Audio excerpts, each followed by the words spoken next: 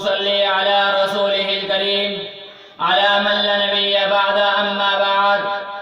काबिल क़द्र शख्सियत उलमाए किराम और मुअज़्ज़ज़ सामिईन किराम, जब गुलिस्ताखों की ज़रूरत पड़ी तो सबसे पहले हमारी ही गर्दन कटी। अब हमसे कहते हैं ये अहले चमन, ये चमन है हमारा तुम्हारा नहीं। हिंदुस्तान का शुमार दुनिया के सबसे बड़े जमहूरी मुल्कों में होता है।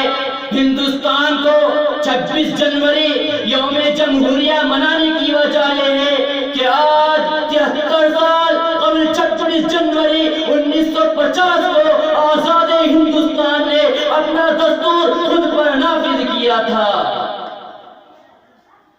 जिस दस्तूर की तैयारी में तकरीबन 3 साल का वक्त सर्फ हुआ था और गैर मुनक़सिम हिंदुस्तान में केबल मिशन प्लान 16 मई 1940 के तहत रियासती इंतखाब, नुमाइंदगान का इंतखाब मुतनासिब और नुमाइंदगी के उसूल के तहत अमल में लाया गया और गैर मुनक़सिम हिंदुस्तान के लिए 292 अरकान मुंतखब किए गए, जिनमें 93 नुमाइंदे राजवाड़ों की जानिब से और 4 नुमाइंदे चीफ और कमिश्नर के नामजद किए गए। इस तरह कुल 7 जनवरी का इंतखाब मुकम्मल हुआ, जिसमें 208 नुमाइंदे कांग्रेसी के और 73 नुमाइंदे मुस्लिम लीग के कामयाब हुए। मुस्लिम इलाकों में मुस्लिम लीग के अरकान मुंतखब हुए और गैर मुस्लिम इलाकों में सब कांग्रेसी मुंतखब हुए। उन अरकानों में श्यामा प्रसाद मुखर्जी भी शामिल थे, जो स्वतः हिंद महासभा के सदर थे, वह कांग्रेसी टिकट पर मुंतखब होकर आए थे। रियासती इंतखाबात में भी कमोबेशी भी सूरत हाल रही। बहरहाल 9 दिसंबर 1940 से लेकर 24 जनवरी 1950 तक ये दस्तूर 7 जनवरी मौजूद रहे और इस दौरान इसके 11 इजलास मुनक़िद किए गए।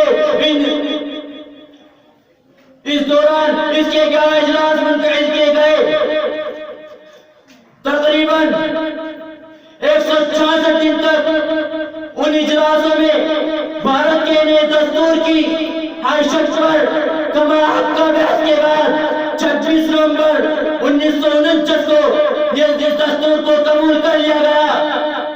24 जनवरी 1950 में एक बहुत मुख्तसर इजलास में इस दस्तूर पर तमाम अरकान ने दस्तखत किए। दिलचस्प बात यह कि हिंदुस्तान का महनाज दस्तूर इत्तिफाक राय से मंजूर नहीं हो सका। उसकी मुखालिफत में महज एक वोट पड़ा। वो वोट था मौलाना हसन मुहानी का, जो ट्राट पर नोट लिखा के ये दस्तूर बरतानी दस्तूर का ही इजरा और तौसीअ है, जिससे आजादी हिंदुस्तानी और आजादी हिंद का मकसद पूरा नहीं होता।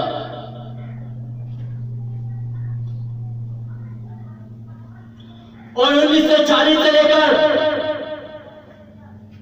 आज तक ये दस्तूर 26 नवंबर 1949 को ये दस्तूर 7 जनवरी इंतखाब मुकम्मल हुआ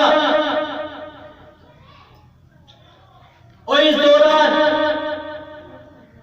क्योंकि इब्तिदाई आजादी अकीद और मजहब के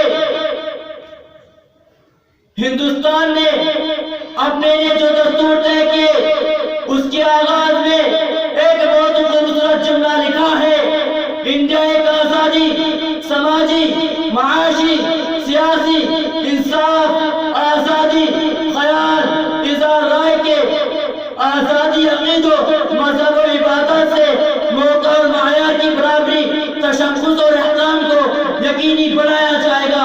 मुल्क की सालमियत और यकजहती को कायम रखा जाएगा। 1971 में उस वक्त के वज़ीर आज़म इंदिरा गांधी ने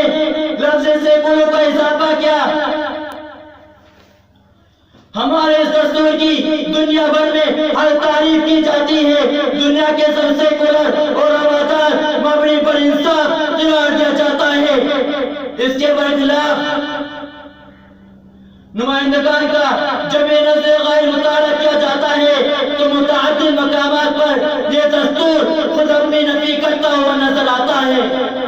मसलन 26 जनवरी 1950 को नाफिज अमल होने वाले इस दस्तूर की दफा 341 का जब ये नजर गैर मुताला किया जाता है, एक सदारती हुक्मनामे के जरिए ये तरमीम कर दी गई कि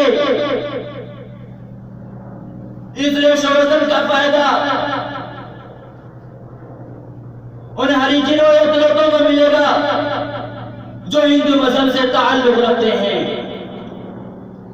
बाद 1976 में उस वक्त के वजीर आजम इंदिरा गांधी ने उसमें बुधोस्तिकों का इजाफा भी कर दिया गया। और वह इस सदारती हुक्मनामे का मुताला करे तो दोनों एक दूसरे के बराबरी दिखाई देते हैं। अब मरकज में भी इस किस्म का कानून लाने की वकालत बड़े जोरों शोर से की जा रही है। इसका मकसद ये है कि घर के वापसी के नाम पर मुसलमानों को हिंदू बनाना तो इस जमाने में नहीं आएगा, लेकिन हिंदू को मुसलमान बनाने का सिलसिला खत्म कर दिया जाएगा। खुलासा यह है कि यहाँ का हर मुसलमान इस दम तोड़ती धरती का एहतराम करता है। इसी पर अल्लामा इकबाल ने क्या ये खूब तराना गुनगुनाया है कि सारे जहां से अच्छा हिंदुस्तान हमारा, के सारे जहां से अच्छा हिंदुस्तान हमारा, हम बुलबुलें हैं इसकी ये गुलसिता हमारा। अल्लाह तबारक व तआला हमको इस जमहूरियत से हकीकी मोहब्बत अता फरमाए और इस मुल्क में अमन अमान कायम दान फरमाए और इस मुल्क को